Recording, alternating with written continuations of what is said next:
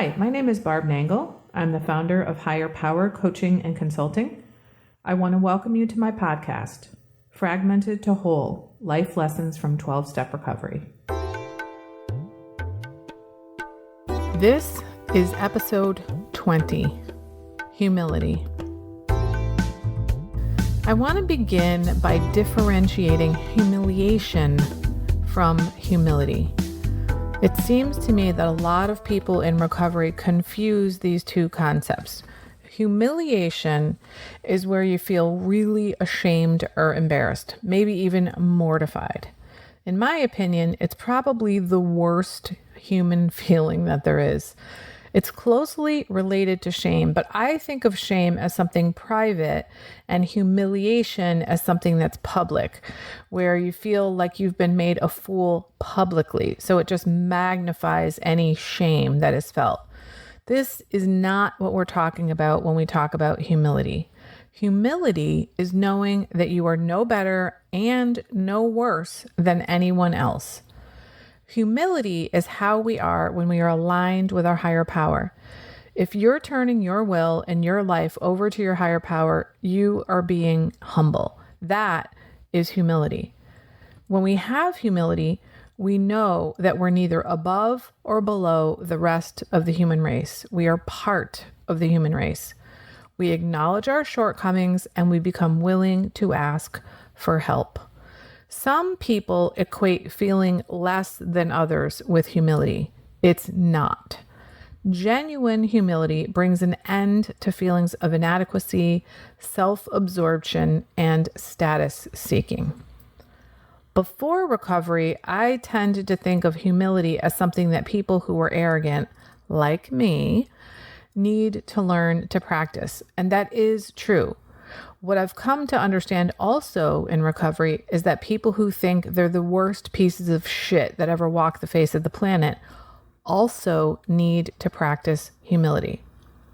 If you think you're better than everyone, or if you think you're worse than everyone, that means you are extremely self-centered.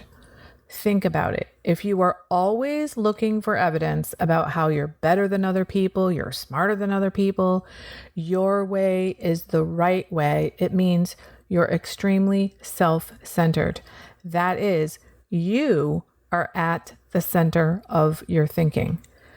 Well, the opposite is also true. If you are always thinking, nobody has it as bad as me, I'm worse than everybody else, I don't deserve to take up space, everybody's looking at me, everybody's going to think I'm dumb, then you are also extremely self-centered. It means you are at the center of your thinking. The way to get past this is to really listen to other people in the rooms of recovery. This helps me to understand that I'm no different from my fellows. I remember the first time I heard the phrase terminally unique. I was in my first couple of months in recovery, and the person was saying that when they came into recovery, they thought they were terminally unique. They were uniquely flawed, meaning that nobody had it as bad as them. Nobody could possibly understand how awful their life was or what a piece of shit they were. And they came to understand that we're all just bozos on the bus. In other words, nobody's better and nobody's worse than anybody. That's humility, knowing that you're no better and no worse than anyone. The other expression I heard pretty early on in recovery that helped me a lot was don't compare your insides to other people's outsides. That is, you're only looking at people's highlight reel. You're not really looking at what's going on inside of them. This is especially true when you first come into recovery and you compare yourself to people who've been around a long time and have a lot more recovery under their belt than you do. It can also be true if you compare the pace of your recovery to that of those around you.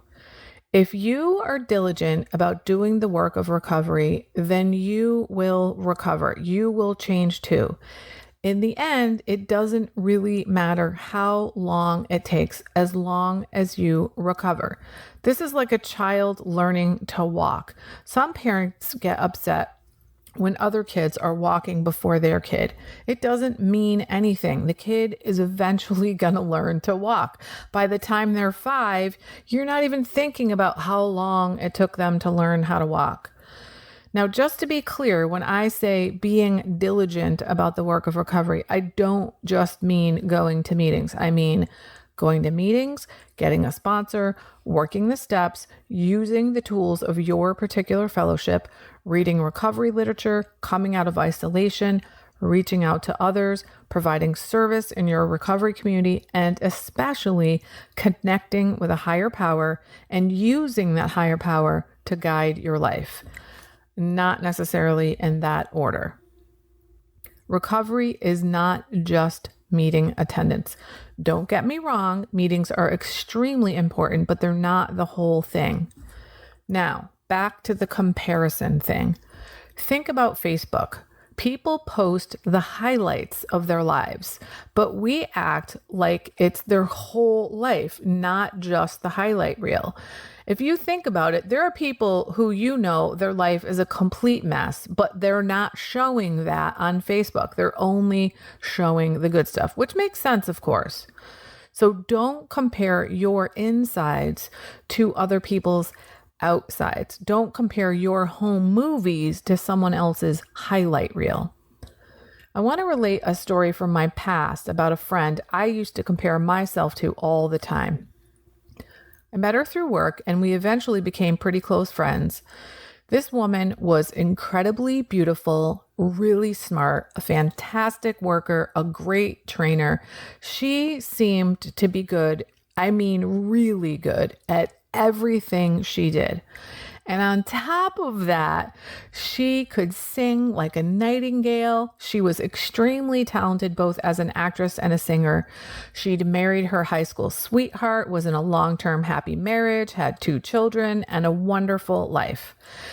I'm almost 10 years older than her, and I was like, oh my God, she's amazing. How did she get all this stuff at such a young age? And I would constantly compare myself to her, especially physically, because I was obese at the time. And I would think, how did she get that life? How did she manage that? She's so lucky. She must be so happy. But once I got to know her, I found out that she had eczema and was super focused on her skin. She would obsess about what her skin looked like. She was always worried that people were looking at her skin. And once I got to know her and understand how much this affected her, I was astonished. Here I was thinking how beautiful she was, how fantastic her life was. Yet she was so focused on her skin. She was often more focused on that and whether people would see it than she was on appreciating the wonderful aspects of her life. And here I'd been comparing my insides to her outsides. Meanwhile, I never even knew she had eczema until she told me. And it's not like she was wearing long pants and long sleeves all the time either. My point in telling you this is that everybody has something that they struggle with. It doesn't matter how well somebody appears to be doing. There's nobody, absolutely nobody on the earth that doesn't have some kind of demon. Everybody's got something going on internally that they're struggling with. The best way to get past this self-centeredness is to stop comparing yourself to other people and compare yourself to former you. I was fortunate enough to learn this a really long time ago. I don't even know where I learned it, but I learned to compare me to former me, not other people, because I can always find someone who has it better than me. And we're supposed to be learning to keep the focus on ourselves in recovery. So stop comparing yourself to others. That being said, I think there is an exception to this rule. And that is when things are going terribly wrong. It helps to think of someone who has it much worse than you. I know that for me, when I was in the depths of my depression or I was feeling extreme grief or really sorry for myself, I found that I could always find people who had it worse off than me. And I would remember to think, there, but for the grace of God, go I. I saw a comedian one time who expressed this sentiment very well. He said he was flipping through the channels on television and he came across a guy who had no arms and he was playing the guitar with his feet. And the comedian said, "Oh my God, I suck. I have hands and I can't even play the fucking guitar." He realized that no matter what the circumstances, you can always find a way to make things happen. There's always someone who has it worse than you. If the dude with no hands can play the guitar with his fucking feet, then you can find a way to do whatever it is you want to do.